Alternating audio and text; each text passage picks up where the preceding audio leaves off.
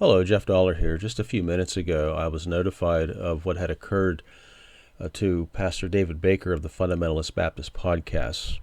I've spent a great deal of time answering some of the doctrinal issues that they were bringing up concerning the Reformed faith. I had left a comment at one point on one of his YouTube videos, and I was banned from that. Then after that, I was not able to leave any more comments. He never did respond to anything. I had challenged him to debates and so forth on that, but never heard anything.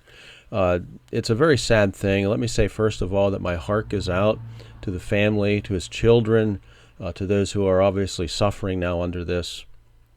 But what are we to think about this? You know, when we evaluate this whole situation, let me just give you first of all the news that came out regarding this. This is from the Columbia Daily Herald.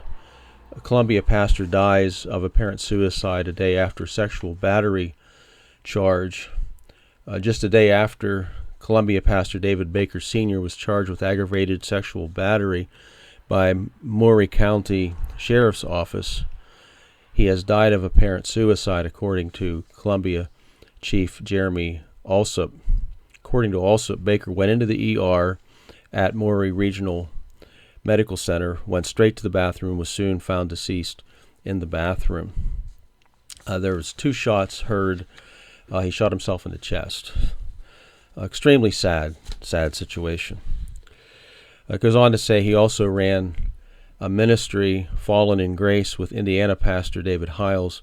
Hyles has faced much controversy, including allegations of rape, according to multiple media reports by the Fort Worth Star-Telegram, though he was not charged. So that gives you just a little bit of background of what had occurred. And I'd just like to make a few comments on this. First of all, this is just one of a very, very long string of tragedies that has followed in the wake of the Hyles ministry. And I've listened. I went back and I've spent a lot of time listening to some of Dr. Hyles' sermon tapes from the past. And let me say, there was a lot of beneficial things that were said, but there's something lacking there. There's something extremely deficient in this ministry. And I believe it to be the Spirit of God. And you can have everything on the outside right, but if you don't have the Spirit of God within, then you're trying to do the work of God in the flesh. It just simply doesn't work. You know, you cannot make yourself better, I guess you can say. I know that's not part of their theology, but in practice, I believe that's what we have, where people attempt to make themselves better by obeying a list of rules.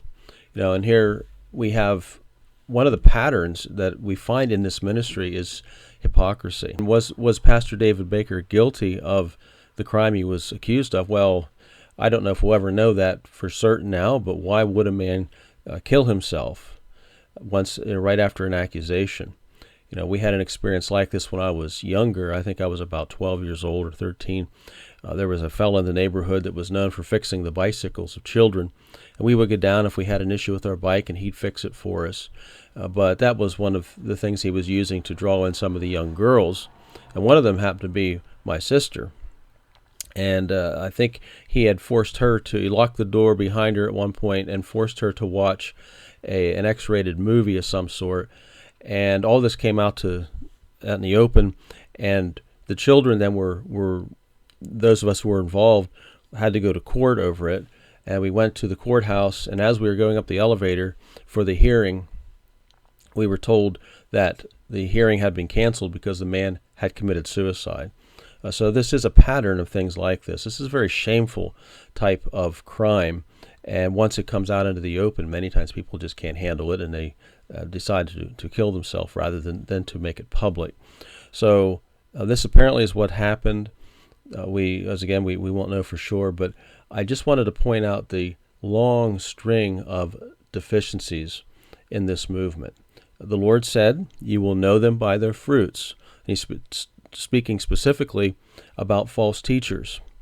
Now, Dr. Hyles has a long string of moral failures and crimes that have been committed, that people that have been under his ministry and followed him put his philosophies into practice, and it just seems like there's one after another after another. And this is the thing we've been warning about. I think the record speaks for itself. If you are a serious-minded Christian, you need to distance yourself from the teachings and practices of Jack Hyles. There have been over the course of several decades a long train of moral failures, including crimes and suicide.